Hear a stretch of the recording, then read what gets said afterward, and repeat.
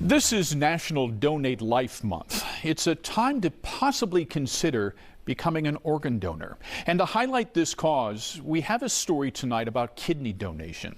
Currently, we have more than 1,900 people in Minnesota who are on the kidney transplant waiting list. But according to the latest government data, only 32 people so far this year have donated a kidney in this state. So you can see the gap.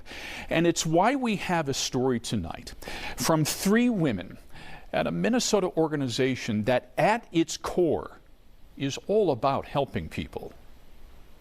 We're more than just coworkers, we're family. All good stories have a starting point, and this one starts at Hazelden Betty Ford with 3 coworkers and a health crisis faced by Tracy Fleming's mother. She needed help. Her mother, Corrine, suffered from a chronic disease and needed a kidney. My family just all gathered round, and a couple of us got tested down at the Mayo and found out that we were a match. But it was Tracy who said, "Take hers." So in April of 2018, doctors at Mayo Clinic harvested one of Tracy's kidneys and transplanted it into her mother. The surgery was a complete success. Yeah, gosh, it's so wonderful to have her back. So fast forward a couple of years later in the same Hazelden Betty Ford campus.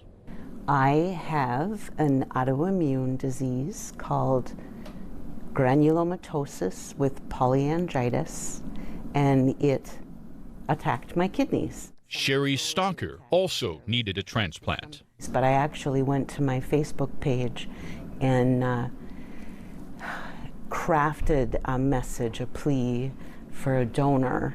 Her coworker, Jennifer Teskey, read the post. And I think in it, she put like her blood type. And I was like, oh, that happens to be mine. And I like took it as a sign. And she asked me what my experience was like. And I went ahead and described it to her.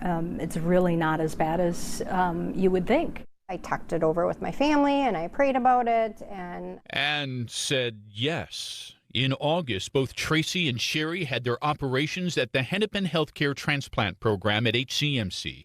Sherry just passed her 6-month checkup. And how are you feeling? Great. Absolutely terrific. But now they have another coworker who also needs a kidney, and they'd like to find a donor for them too. Go through the process. Go talk to somebody who either has done it before. And get answers, maybe get tested, and make the commitment to become a donor. For Tracy Fleming, the answer for helping her mother was always in her heart. I consider it a gift to be able to have done this for her. And it turns out Hazelden Betty Ford has a long-standing connection with kidney donation. Dr. James West here was on the first team that performed the world's first kidney transplantation in Chicago back in 1950. Later, he became the first medical director of the Betty Ford Center, which of course now is the Hazelden Betty Ford Foundation.